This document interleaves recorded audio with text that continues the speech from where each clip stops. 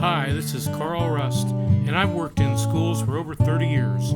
I've learned a lot about how people learn, and I wrote a book called Get Out of the Way and Let Kids Learn: How We Can Transform Schools and Reintroduce Natural Learning.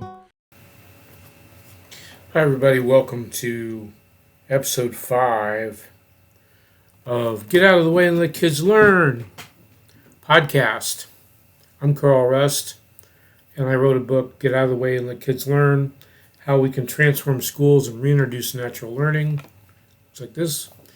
And I'm talking about all the different ways that we can make school better and more in tune with what we know about learning. So this week I had to go in and get my CPR training to get my license renewed, my teaching license and my administrator's license. It was interesting. While I was waiting for the class to start, I noticed some posters on the wall that had been up there quite a while. I used to work at the school system, and so I am familiar with these posters. I'll probably put them in the video, but for you people listening on audio, I'm going to give you a couple of the quotes. These are just big posters with quotes on them. The art of teaching is the art of assisting discovery. The best teachers are those who show you where to look, but don't tell you what to see. Education, confidence breeds confidence, confidence breeds hope, hope breeds peace. And the last one is, education is not the filling of a pail, but the lighting of a fire.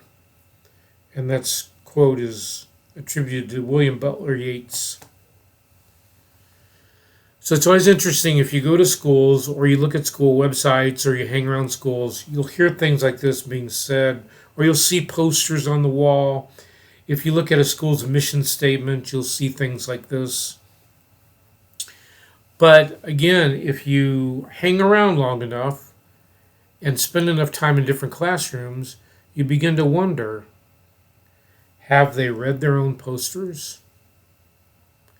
Because if you really believe that the art of teaching is the art of assisting discovery, assisting means you're not in charge. You're the assistant. The best teachers are those who show you where to look, but don't tell you what to see. And many, many times in school, it's done absolutely backwards. They tell you what to see, and then tell you how to look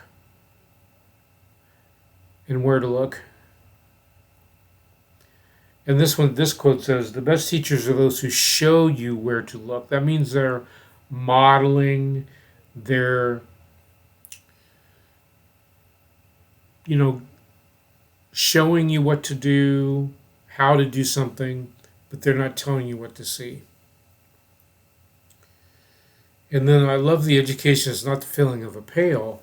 And that brings up a point that I'll probably talk about a little more in detail later. But when you look at a brain, what do you think a brain is? And how does a brain work? Is a brain a pail? And you fill it up with knowledge? Or is the brain more like a plant?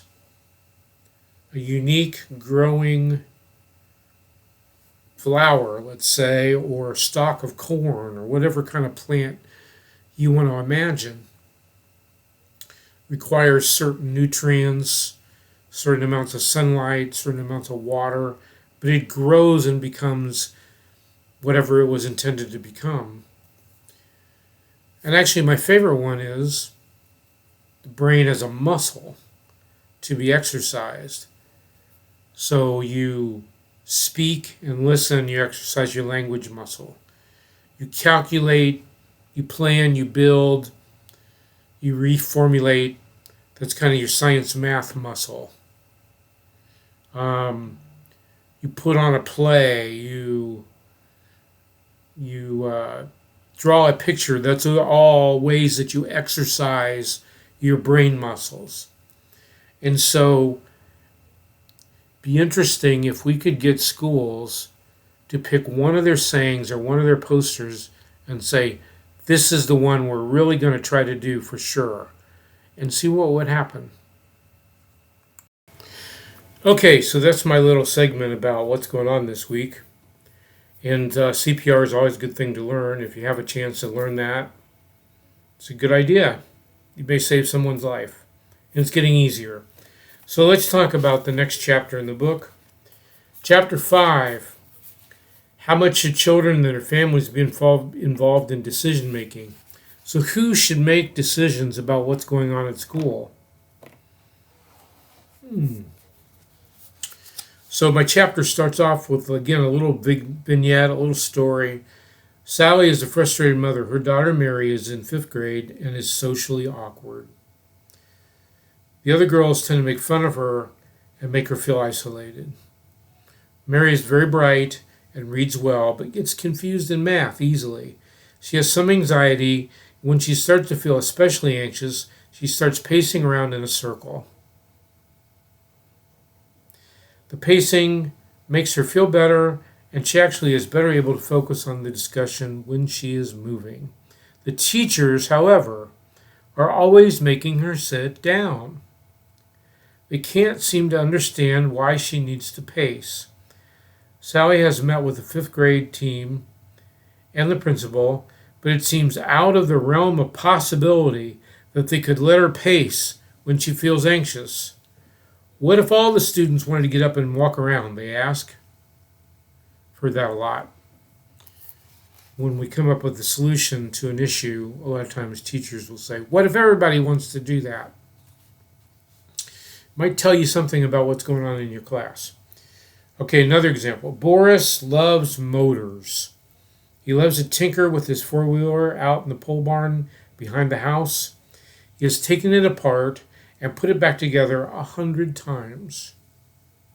Better than I could do, I can tell you that. He would rather be outside no matter what the weather's like than be cooped up inside. So that's another kind of a person. So here's another person. Natasha loves to draw. She likes to do it on paper or on a computer or tablet. She can spend hours creating the perfect drawing of a cat or a horse.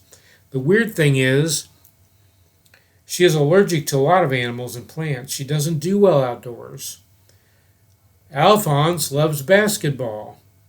He can spend hours every day dribbling and shooting, playing one-on-one or horse.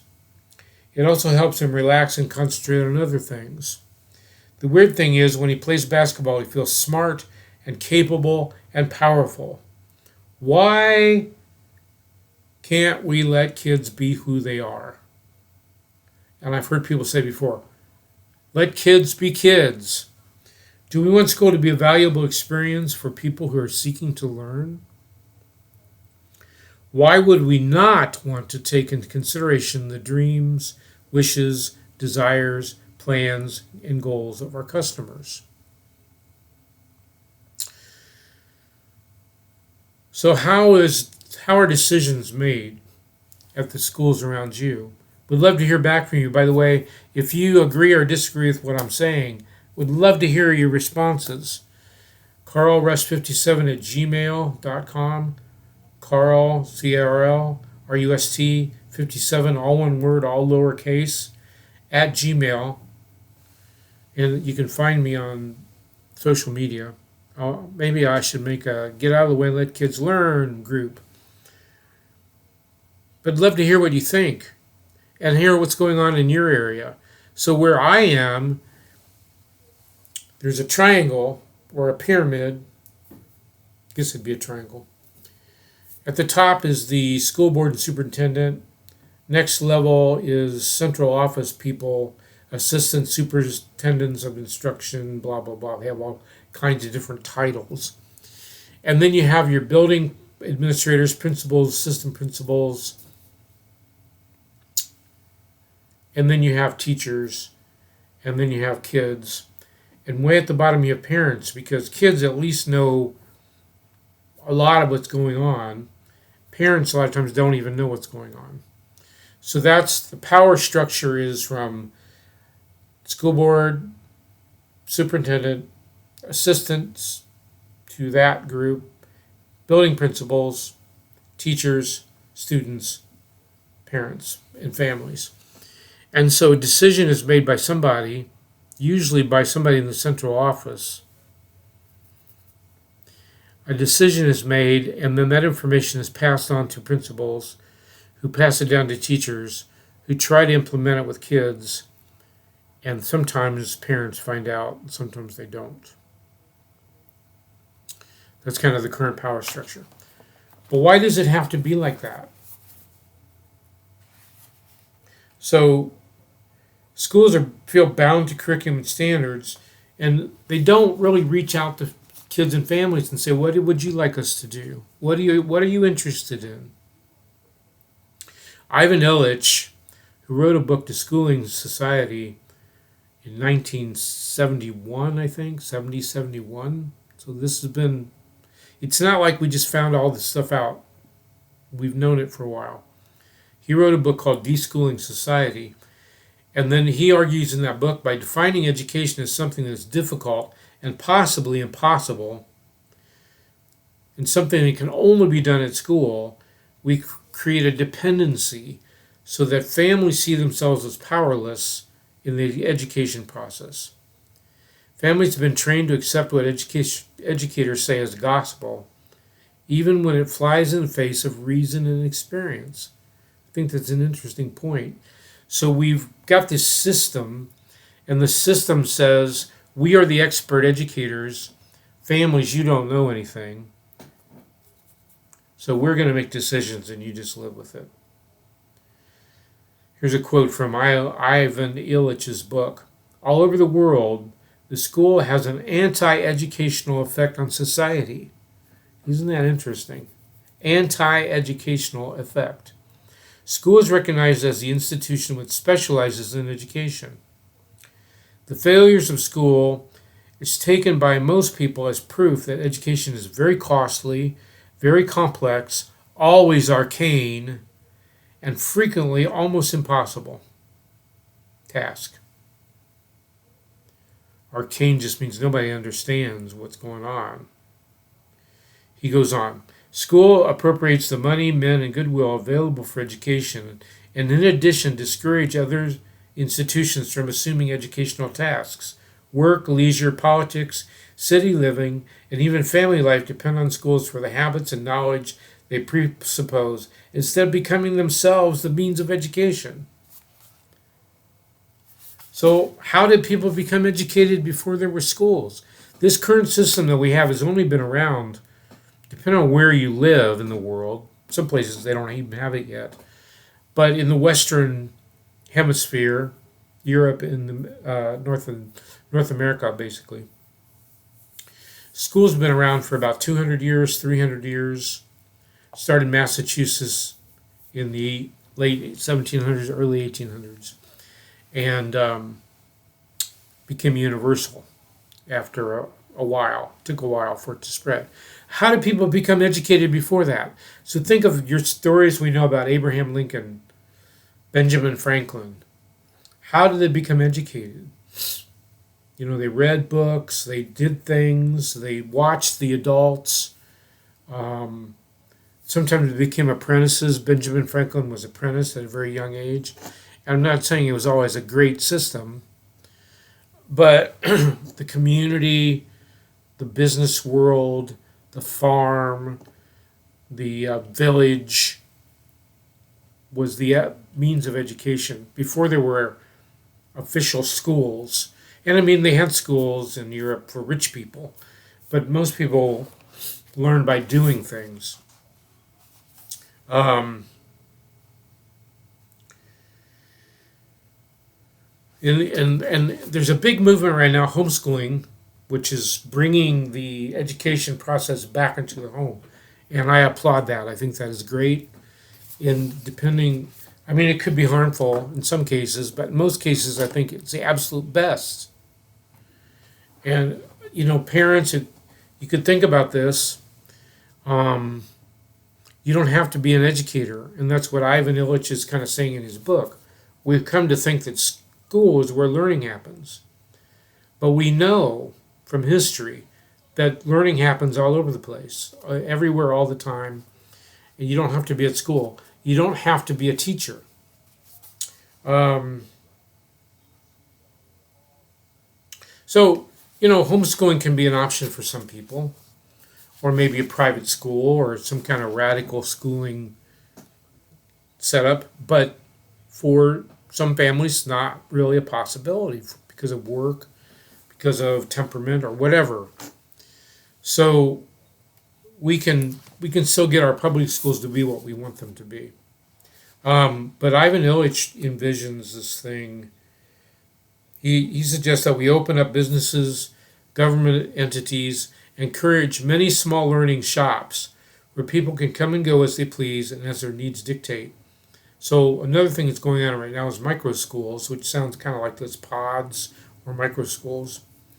He also suggests allowing businesses to hire children for 1 to 2 hours a day to serve in their businesses in a safe way as apprentice workers to learn more about the world of work and money.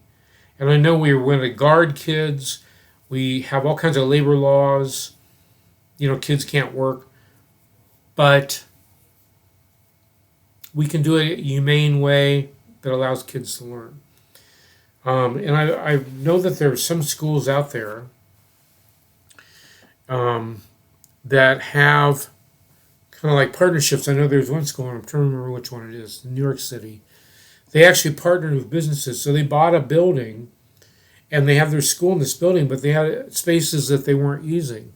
So they would rent these spaces out to professional people at a very reasonable rate, with the understanding that as part of your rate reduction, you will mentor some kids, where kids may come in and ask questions.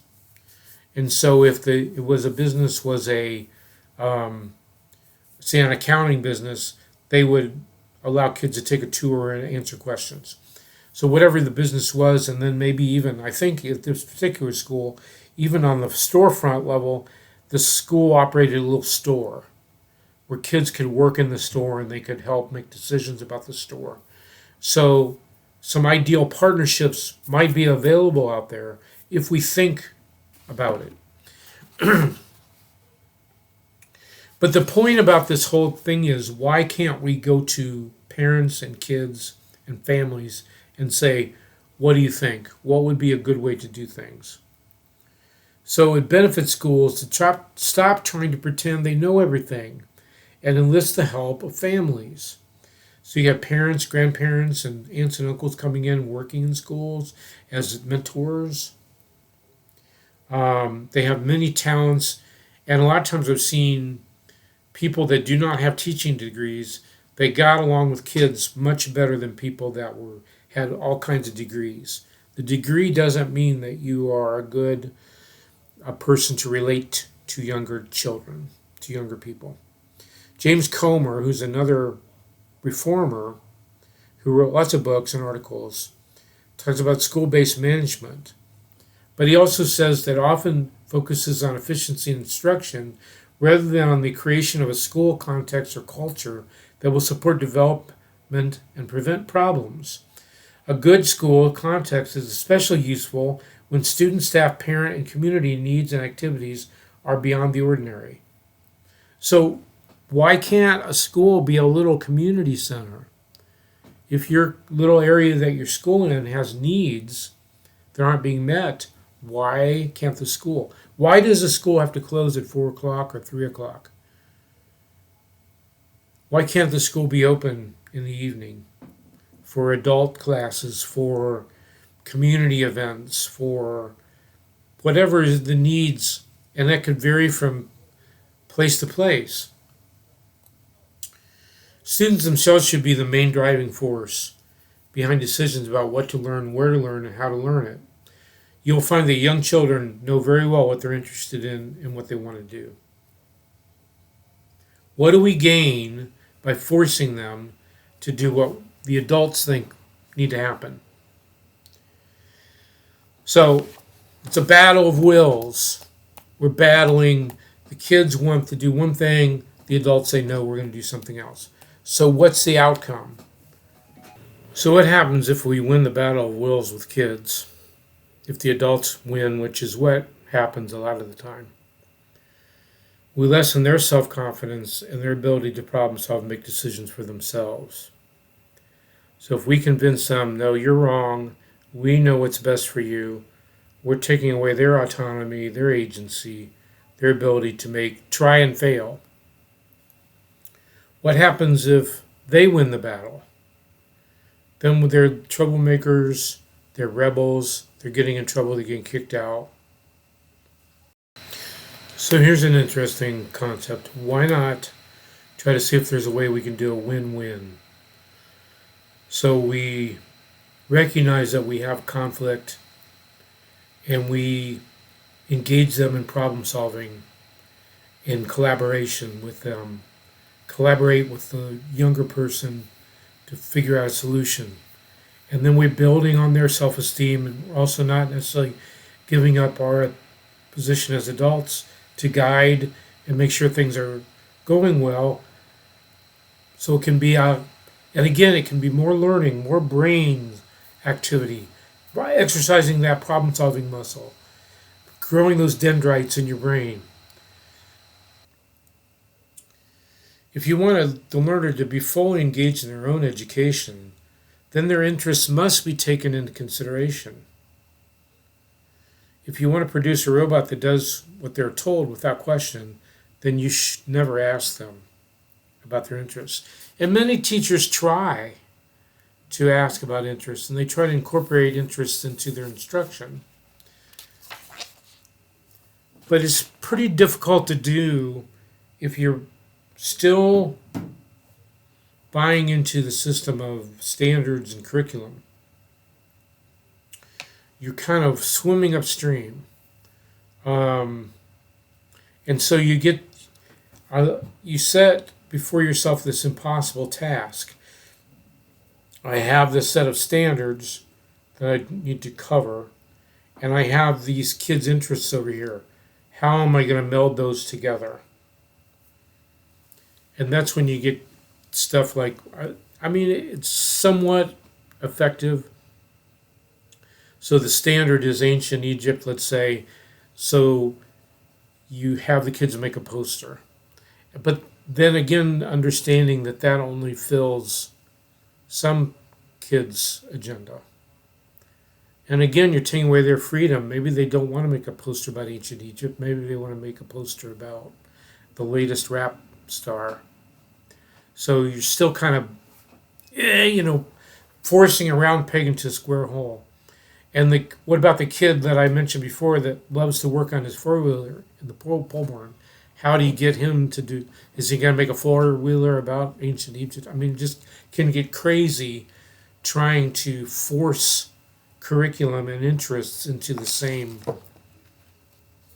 But teachers try, and I applaud them for that.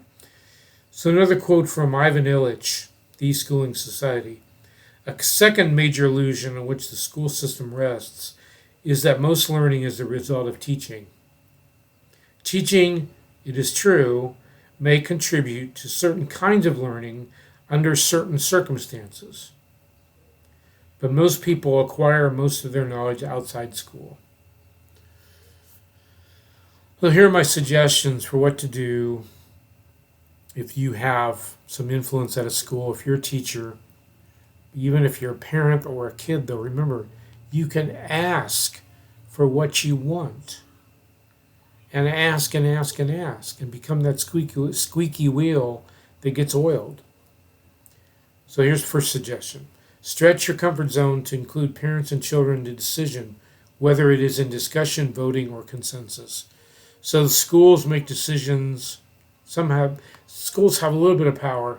Again, it's the superintendent of the school board central office that has most of the power. But schools have a little bit of power. So include. Here's the other downfall, or the other pitfall to this, which I've seen before. School makes a decision. They may not even tell anybody that they've made a decision. Then they have meetings to ask the public what they think about. So I've seen this with school closings. They've already decided to close the school, but they have meetings with the parents to talk about it. Why are you having meetings when you've already made the decision?